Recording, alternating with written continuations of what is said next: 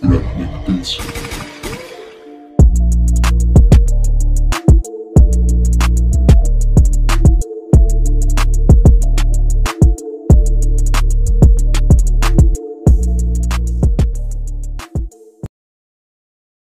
Yamaha R15M. Meron siyang 155cc LC4V engine na kayang humataw sa maximum power na 18.4 horsepower at 10,000 RPM at meron naman siyang maximum torque na 14.2 Nm of torque at 7,500 RPM at ito nga ay naka VVA na din or variable valve actuation. Ang features na ito ang isa sa masasabing the best features ni Yamaha sa kanilang mga motorcycle dahil ang features na ito lang naman ang isa sa tumutulong para sa mas matipid na gas consumption at syempre mas powerful at mas malakas na torque dahil sa sobrang ganda talaga ng binibigay na supply ng fuel nito. At ito pa nga ang isa sa masasabi ko na kaya sulit na ito sa loob ng racetrack dahil nga ito nga ay mayroon ng features na traction control system na alam nating sa mga liter bike lang natin makikita na sa ngayon is inilalagay na din ni Yamaha sa kanilang small cc engine displacement na sports bike. Kaya talagang wow na wow ang mga features na ito. Ano ba ang traction control? Isa nga ito sa magandang features ng isang motor dahil ito ay dagdag safety features dahil mapapanatili nito ang kapit ng gulong sa mga kalsadang madudulas. For example, kapag naulan, mabuhangin at mapapanatili nga nito ang maganda at stable na pagpasok mo sa kurbada lalo na sa loob ng racetrack. Eto pa guys, meron na siyang quick shifter. Yes po, isa ito sa maganda na features lalo na kung sa racetrack gagamitin at talagang ang features na ito ay talagang pasok na pasok para sa mga mahihilig sa racetrack, no? Ano nga ba ang quick shifter? Ito lang naman ang isa sa malaking tulong para mas mabilis na magpalit ng gear. No need na pumisil ng clutch. If naka GP shift ka, apak ka na lang ng apak. And if naka ordinary shift ka naman, sungkit ka na lang ng sungkit. At isa din to sa nakakatulong para sa power output ng motor dahil kapag naka quick shifter ka, hindi na nag-i-stop ang milliseconds ng motor. Para kapag nag-upshift ka ng gear is tuloy-tuloy lang. Siyempre, same sa kanyang old model, meron pa rin itong assist and slipper clutch. Si R15M nga is meron ng quick shifter pero wala po itong auto blip. Pero masasabi kong okay lang yon dahil sa small engine displacement lang naman ito. Makakatulong pa din naman si slipper clutch sa kanya sa pananatili ng stable na motor kapag nag-downshift ka. At nag-a-assist at tumutulong para sa hard downshift at tumutulong para hindi mag-skid ang ating gulong. Kung usapang looks guys, masasabing ang dami talagang binago dito ni Yamaha. Mapa headlight na kitang parang sa R7 kinuha. Naka LED na nga pala ang mga ilaw niya at isa sa maganda dito yung headlight niya na nakapwesto na sa gitna. Sa kanyang taillight at ang posture nito is talagang sobrang ganda. Kung upgrades lang masasabi, ang dami talagang nabago.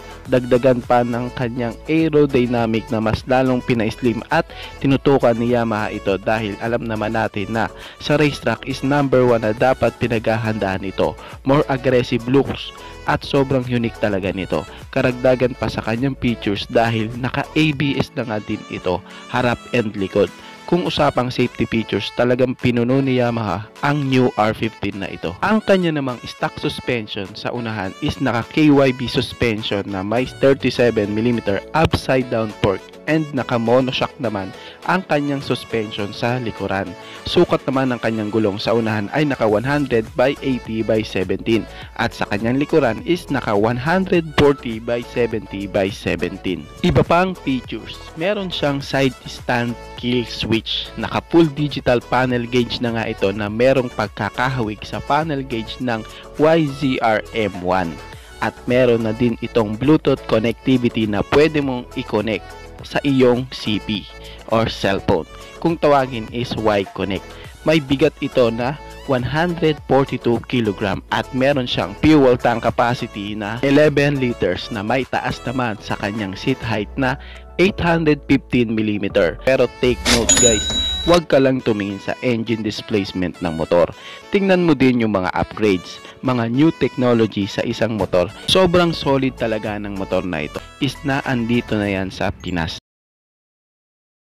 Bajaj Pulsar RS200. Ang RS200 nga guys is merong 199.5 cubic centimeter engine displacement, naka single cylinder, 4 stroke, single overhead cam with 4 valves, and sulit na sulit talaga ang sports touring bike na ito kasi meron siyang maximum power na 24.13 HP at 9,750 RPM, and meron naman siyang maximum torque na 18.7 Newton meter of torque at 8,000 RPM, at kaya niya nga pong mahit ang kanyang maximum top speed sa bilis po na 160 kph.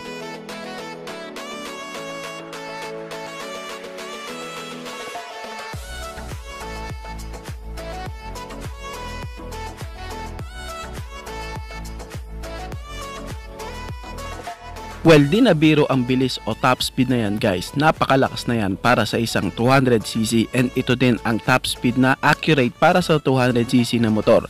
May bigat nga po siya na 166 kg and meron po siyang fuel tank capacity na 13 liters. Well guys, maidagdag ko nga pala, naka-liquid cooled na nga po pala ang kanyang engine. And ito nga guys is merong triple spark plugs, kaya makakaasa tayo na malakas talaga ang power output nito. Dating nga po sa kanyang seat height, may taas nga po ito na 810mm. Kung 5'5 po ang rider, tiptoe ka dito, pero kung 5'7 pataas ka, okay na okay ka po dito. Pero kahit 5'5 ka guys, kayang kaya pa din imaneho and chill ka dito dahil sa naka-upright position po ang kanyang handlebar. Hindi po katulad ng mga 150cc to 200cc sports bike ng ibang brand na naka-clip on handlebar, kaya makakaasa ka na may relax na body posture ka dito. Pagdating naman sa kanyang sukat ng mga gulong, naka 100/80/17 sa unahan at naka 130/70/17 naman sa likuran. Same na po sila na naka tubeless, at pagdating naman sa kanyang braking system, naka disc brake nga po sa unahan at naka disc brake din sa kanyang likuran, and ito nga po is merong dual channel ABS. Well, latest RS200 to guys. Kanyang mga suspension, naka telescopic fork nga po sa kanyang suspension sa unahan at naka monoshock naman ang kanyang suspension sa likuran. Pagdating naman po guys sa kanyang panel gauge, ito nga po is naka semi-analog and semi-digital. Digital nga po doon sa part ng kanyang speedometer, at analog naman po doon sa RPM and other information sa kanyang panel gauge. Ito nga po is nagkakahalaga ng 145,000 pesos. Kaya sa mga rider na naghahanap ng sports bike looks na motor pero habol ay comfortable na body posture, well, pwedeng pwede sa'yo, and i-recommend ko din talaga sa'yo ang sports touring bike na ito, ang Bajaj RS200. KTM RC200, pulan nga natin sa kanyang engine specs. Ito nga ay naka-dual overhead cam na 4-stroke. Syempre guys, naka-single cylinder pa din siya, liquid cooled, at meron siyang engine displacement na 199.5 cubic centimeter, at meron siyang bore and stroke na 72mm at 49mm. Ito ay naka-chain drive sa kanyang drive type. Ang new model na RC200 na ito is merong maximum power na 25 HP at 10,000 RPM, at meron siyang maximum torque na 19.2 Newton meter of torque at 8,000 RPM.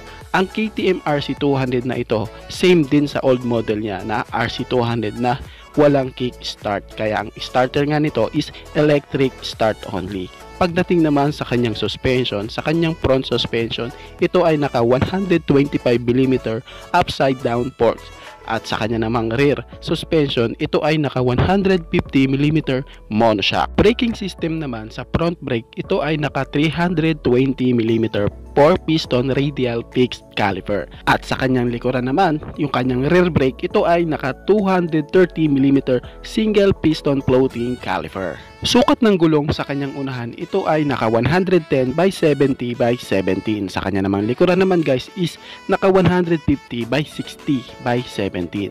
Sa kanya namang length, width, height, ito naman ang mga sukat. Sa kanyang length, ito ay may sukat na 1978mm. Sa width naman, ito ay merong 688mm at sa kanyang height naman is 1098mm at may bigat ito na 137.5 kg at sukat na 178.5mm sa kanya namang ground clearance. At medyo may kataasan sa kanya namang seat height na may sukat na 820mm. Sub gaming ka talaga dito. Meron siyang wheelbase na 1340mm. Pagdating naman sa kanyang fuel system, ito ay naka-fuel injected na. May kalakihan na din ang kanyang tangke guys. Akma na din para sa motor na ito dahil meron siyang 10 liters fuel tank capacity. Ang daming pagbabago nga na ginawa sa motor na ito. Kung yung old model is ready to race, ito is mas lalo talagang ginawa ng KTM na track weapon ang RC200 nila. Dahil mas pina-slim pa nila ito lalo. At tulad nga ng nabanggit ko, may kataasan ang kanyang seat height para sa postura sa aerodynamic. At si RC200 is talagang pasado sa aerodynamic test. Halaga nga ito na 198,000 pesos. Na andito na nga sa Pinas ang motor na new RC200 ng KTM. Tiyak na matutuwa ang mga KTM lover dyan. At doon sa mga may hilig mag-racetrack. Sulit na motor na ito dahil isa na din itong track bike kung titignan.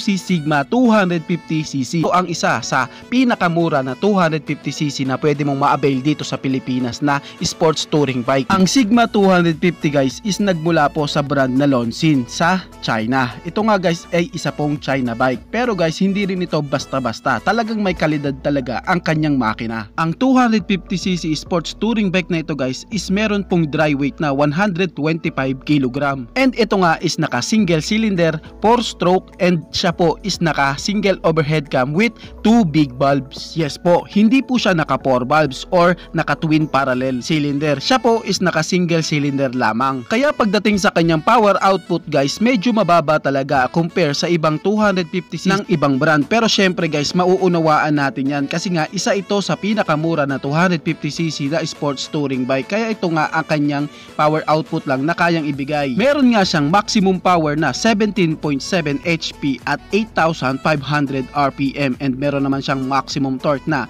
17.20 Nm of torque at 6,000 RPM. Kahit all stock lang siya guys, talagang mai-enjoy mo at bibigyan kanya ng malakas na torque. Meron kasi siyang 17.20 Nm of torque at 6,000 RPM kaya talagang hindi ka mabibitin sa sports touring bike na ito sa ganitong performance. And syempre, pwede talaga siya sa beginner. E-enjoy mo siya sa bangkingan kasi meron siyang sukat na gulong na 110/70/17 sa unahan at 140/70/17 naman sa likuran. May katamtaman na taas na ground clearance na 180mm o 7.1 inches. And merong wheelbase na 1,335mm o 52.6 inches. Syempre ito ang isa sa nagustuhan ko sa Sigma 250cc, yung kanyang suspension kasi guys sa kanyang suspension sa unahan nga ito nga guys is naka inverted fork na and naka monoshock naman sa likuran na talagang napakagandang gamitin lalo na sa mga malalalim na kurbada. Braking system na makakaasa ka talagang may magandang stopping power kasi same na po sila na naka disc brake harap and likuran. At dahil nga sa sports touring bike ito guys, medyo upright position nga ang kanyang handlebar at meron nga siyang seat height na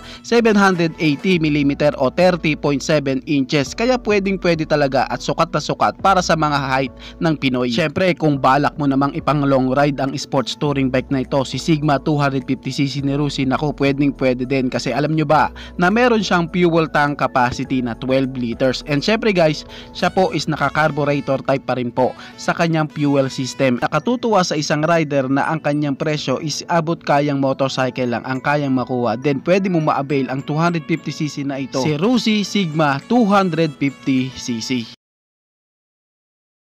PR 250cc version 2 na po ay 250cc na. Yung dati nga pong version niya na version 1 na 200cc is nagbago na nga po. Naging 249 cubic centimeter engine displacement na nga po ang kanyang engine displacement at siya po is naka single overhead cam with 2 valves. And syempre siya po is ginagamitan ng oil cooled sa kanyang cooling system. And siya po is naka carburetor type pa rin po sa kanyang fuel system. At ang kanyang ignition type is naka CDI pa rin po. At ang kanyang clutch is ginamitan ng multi-plate. And And syempre guys, pagdating po sa kanyang transmission, siya po is naka manual 5 speed pa rin po ang kanyang gearbox. Syempre pagdating sa kanyang starting system, siya po is ginagamitan ng kick and electric starting system. Meron nga po itong 14 liters sa kanyang fuel tank at ang kanya nga pong wheel type is ginamitan ng mugs. May sukat nga po na 110 by 70 by 17 ang gulong niya sa unahan at sa likuran naman is may sukat nga po na 130 by 70 by 17 ang sukat nito sa likuran. Talagang makakaasa kang may magbabago din naman kahit papano sa itsura